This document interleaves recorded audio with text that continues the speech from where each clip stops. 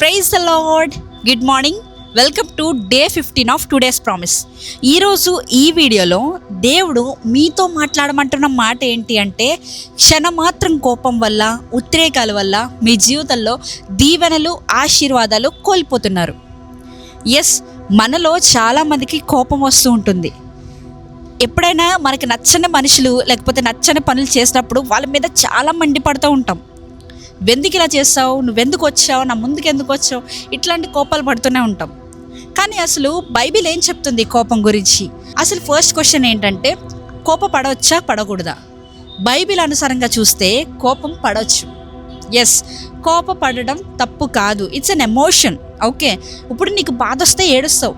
ఏడకూడదని ఎవరినైనా చెప్తే నువ్వేమంటావు, పిచ్చా నీకు, నాకు ఏడుపు వస్తుంది, నేను ఏడుస్తున్నా అంటావు. అలానే నీకు ఆనందం వచ్చినప్పుడు నవ్వుతావు. ఎందుకు నవ్వుతావు అంటే, నీకు ఆనందమైన ఒక పని జరిగినా లేకపోతే నీకు లోపల హ్యాపీనెస్ పొంగుకుని వచ్చినా నువ్వు ఆనందపడుతూ ఉంటావు. It's an emotion. నీకు కోపం వచ్చినప్పుడు నువ్వు కోపపడతావు. It's an also an emotion. కానీ ఈ ఎమోషన్ ఎందుకు మనం అంతా కోపపడకూడదు, చాలా జాగ్రత్తగా ఉండాలి, ఇట్లా శాంతంగా ఉండాలని ఎందుకు చెప్తామంటే, ఈ కోపం అనే ఎమోషన్ చాలా డేంజర్ది. ఎందుకో చెప్పనా? ఒక సాధారణమైన వ్యక్తి కోపపడినప్పుడు తను సరిగ్గా ఆలోచించలేడు. తను ఆలోచించే విధానం చాలా అంటే చాలా డెలికేట్ అయిపోతుంది. తను అలాంటి టైంలో ఏం ఆలోచించినా కరెక్ట్ డెసిషన్స్ తీసుకోలేడు. ఇలాంటి టైంలో 20 minutes పడుతుందంట ఒక మనిషికి. దేనికోసం అంటే, సరిగ్గా మరలా తిరిగి ఆలోచించడానికి. సో ఇప్పుడు చూడండి, మనకి కోపం వస్తే డైరెక్ట్గా మాట్లాడేస్తూ ఉంటాం. నువ్వు ఇలా చేసావు, అలా చేసావు, ఇది చేయకుండా ఉండాల్సింది, ఇది అది అని చాలా మాట్లాడుతుంటాం. కానీ అసలు బైబిల్ అనుసారంగా చూస్తే కోపం అనేది ఇట్స్ అన్ ఎమోషన్. కోపపడవచ్చు కానీ పాపం చేయకూడదు. This is called second question. అసలు కోపం ఎప్పటి వరకు ఉండాలి? బైబిల్ ఏం చెప్తుంది తెలుసా? ఇక్కడ మీకు వర్స్ పెడతాను చూడండి. కోపపడుడి కానీ పాపము చేయకుడి. అసలు కోపపడితే పాపం ఎట్లా చేస్తాము అంటే, మనం కోపపడినప్పుడు మన మైండ్ మన ఆధీనంలో ఉండదు. సో ఇలాంటి టైంలో మనం ఏ డెసిషన్ తీసుకున్నా, ఎటువంటి మాటలు మాట్లాడేసినా తర్వాత ఫేస్ చేయాల్సింది మనమే కదా. సో ఇలాంటి టైంలో చాలామంది ఏం చేస్తారంటే, ఆ కోపాన్ని లైఫ్ లాంగ్ పెట్టుకుంటారు. కొన్ని ఇయర్స్, కొన్ని నెలలు, కొన్ని డేస్ పెట్టుకుంటారు.